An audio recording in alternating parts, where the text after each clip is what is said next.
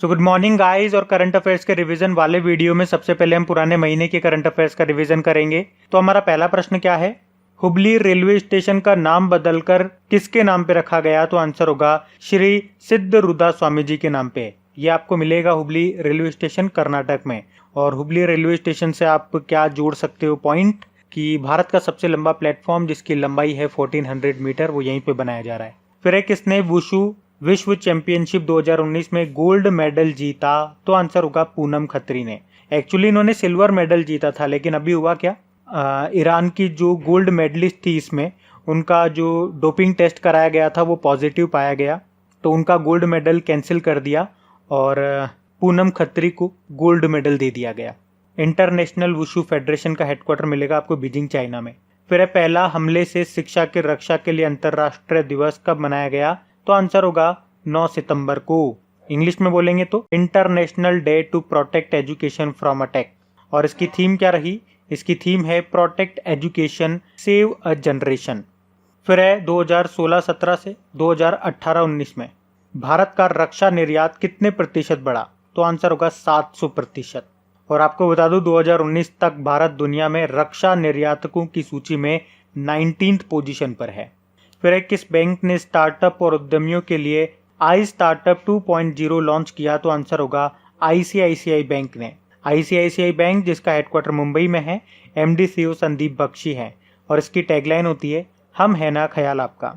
और ICICI bank से भी आपको याद होगा किसानों की क्रेडिट योग्यता का आकलन करने के लिए सैटेलाइट डेटा का उपयोग करने वाला ये पहला बैंक बना था। फिर एक किसे कलोजी नारायण राव साहित्य पुरस्कार से सम्मानित किया गया? तो आंसर होगा रामचंद्रमौली। तेलंगाना के जो मुख्यमंत्री हैं के चंद्रशेखर राव, उन्होंने दिया उनको ये पुरस्कार। फिर है पहली बार वर्ल्ड सोलर टेक्नोलॉजी समिट की मेजबानी किसने की? इंटरनेशनल सोलर अलायंस ने, जिसका हेडक्वार्टर गुरुग्राम में है। फिर है department for promotion of industries and internal trade की रैंकिंग में कौन सा राज्य टॉप पे रहा? तो आंसर होगा गुजरात। इसको रिलीज किया वाणिज्य मंत्री हमारे जो हैं और रेल मंत्री भी हैं ये पीयूष गोयल ने। फिर है भारत की सबसे बड़ी सुअर पालन परियोजना किस राज्य में शुरू हुई? तो आंसर होगा मेघालय में। मेघालय जिसकी कैपिटल शिलोंग है, गवर्नर है सत्यपाल मलिक और मुख्यमंत्री कॉनराड संगमा है। फिर है पहले 5 राफेल विमानों का औपचारिक रूप से किस वायुसेना स्टेशन में शामिल किया गया? तो आंसर होगा अंबाला वायु सैन्य स्टेशन। बढ़ते हैं आगे। फिर है लोकसभा के सचिव के रूप में किसे नियुक्त किया गया? तो आंसर होगा उत्पल कुमार को। और लोकसभा स्पीकर कौन है हमारे? ओम बिरला हैं। फिर है स्पाइस ऑक्सी नाम से एक नया वेंटिलेशन डिवाइस लॉन्च किया था किसने? स्पाइस जेट ने, जिसका हेडक्वार्टर गुड़गांव में है। फिर है किस एयरपोर्ट ने CIIGBC national energy leader award जीता? तो आंसर होगा राजीव गांधी इंटरनेशनल एयरपोर्ट, जिसको हैदराबाद एयरपोर्ट भी बोलते हैं। फिर है टॉप 20 डेयरी कंपनियों की सूची में प्रवेश करने वाली पहली भारतीय डेयरी फर्म कौन सी बनी? आंसर होगा अमूल, जिसका हेडक्वार्टर आनंद जिले में आपको मिलेगा, गुजरात के आनंद जिले में। अच्छा, नेशनल मिल्क डे कब मनाते हैं हम? 26 नवंबर को। और वर्ल्ड मिल्क डे 1 जून को मनाते हैं, ये भी याद रखो। फिर किसने विश्व का सबसे बड़ा सौर वृक्ष विकसित किया?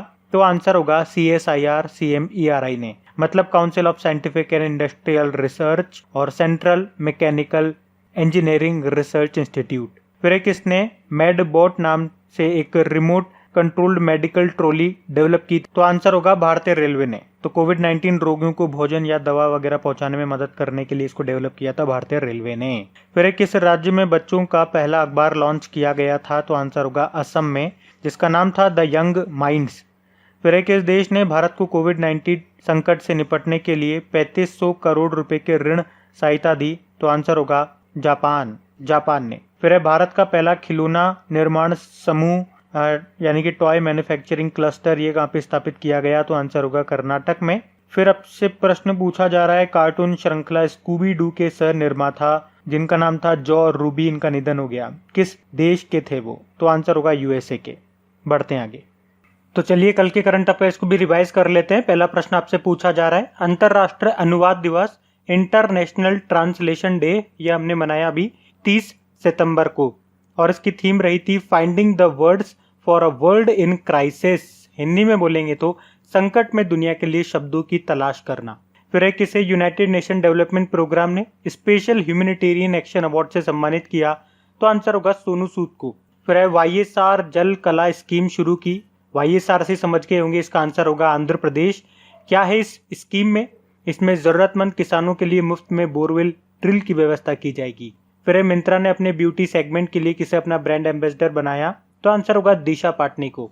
इससे एक आध महीने पहले हम पढ़ चुके हैं कि कियारा आडवाणी को भी एम्बेसडर बनाया था मिंत्रा ने।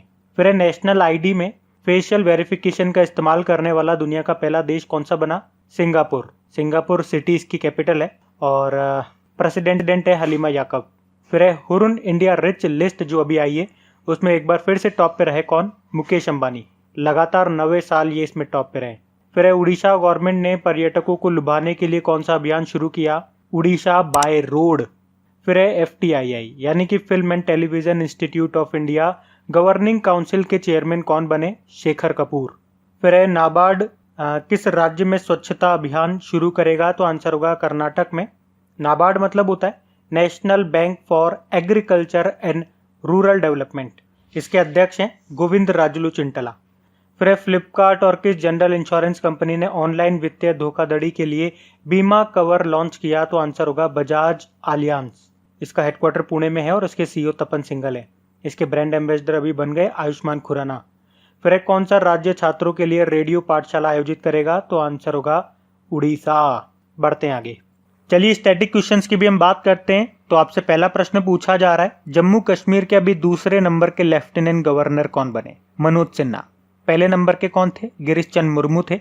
और वो अब क्या बन गए हैं वो भी तो याद होना चाहिए। वो अब बन गए हैं हमारे 14th नंबर के कंट्रोलर एंड ऑडिटर जनरल। फिर है एयरटेल पेमेंट बैंक के MD CEO का नाम बताओ। अनुव्रत विश्वास है। अभी आपको याद होगा वैसे एयरटेल पेमेंट बैंक ने MSMEs के लिए सुरक्षा सैलरी अकाउंट को लॉन्च किया था। फिर है UPSC के नए अध्यक्ष का नाम बताओ। प्रदीप कुमार जोशी। विप्रो के MD CEO का नाम बताओ। थियरी डेलापोर्ट। और नए न्यू डेवलपमेंट बैंक के अध्यक्ष का नाम बताओ। मार्कोस ट्रायजो है। ये सारे नए अपॉइंटमेंट हैं अभी, है ना, एक तरह से करंट अफेयर से आप मान सकते हैं इनको। फिर है एशियन डेवलपमेंट बैंक के वाइस प्रेसिडेंट कौन बन गए? अशोक लवासा बन गए।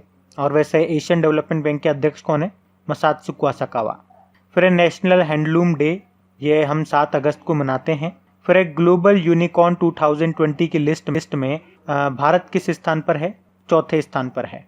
यूनिकॉर्न कंपनीज किनको कहते हैं? जिनका जो टर्नओवर वो $1 बिलियन से ज्यादा हो।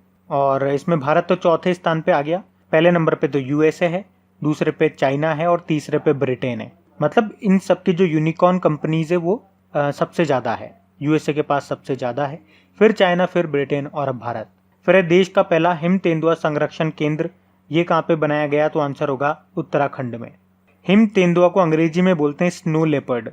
और स्नो लेपर्ड के लिए फेमस है आपका हेमिश नेशनल पार्क। और ये हेमिश नेशनल पार्क अब आता है आपका लद्दाख में, तो ये भी याद रखना। बाकी LIC के चेयरमैन कौन बने? MR कुमार बन गए। बढ़ते हैं आगे। तो इंपॉर्टेंट डेज की बात करेंगे तो पहला प्रश्न है world Elder abuse awareness day हमने कब मनाया, तो आंसर होगा 15 जून को।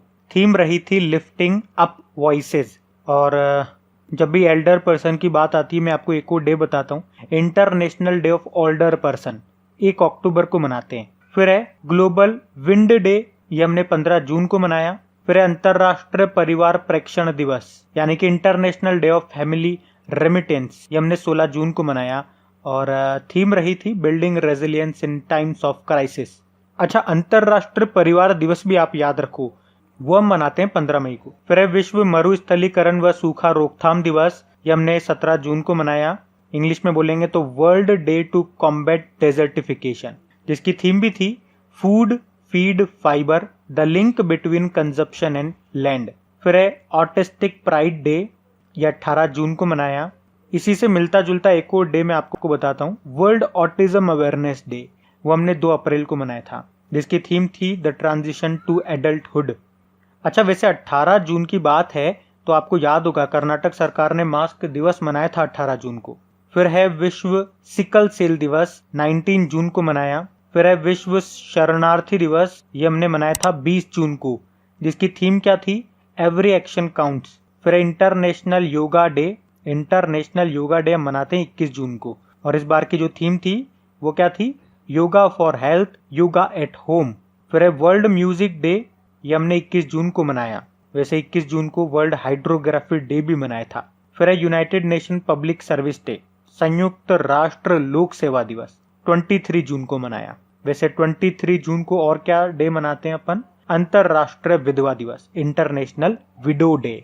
तो गाइज ये था आज का हमारा करंट अफेयर्स का रिवीजन वाला वीडियो अच्छा लगा है तो लाइक जरूर करना, अपने दोस्तों के साथ में शेयर जरूर करना। और हाँ, इसी के साथ एक और रिक्वेस्ट आप लोगों से, अपनी जो क्रैक एग्जाम एप्लीकेशन है वहाँ पे अगर क्विज वगैरह आप लगाते हैं, PDF वगैरह डाउनलोड करते हैं, तो अगर वहाँ पे कोई एडवर्टीजमेंट आपको दिखता है तो प्लीज एक आध बार उसे क्लिक जरूर कर दिया करें, थोड़े बहुत एडवर्टीजमेंट देख लिया करें, थोड़ी बहुत हेल्प मेरी भी हो जाएगी। चलिए अब कुछ क्वेश्चंस आप लोगों से पूछ लेते हैं। क्वेश्चंस आप लोग लगाइएगा और देखिएगा कितने क्वेश्चंस आप लोगों से बन पा रहे हैं, बाकी हम इनको कल सॉल्व करते हैं। ये रहे क्वेश्चन आपके सामने।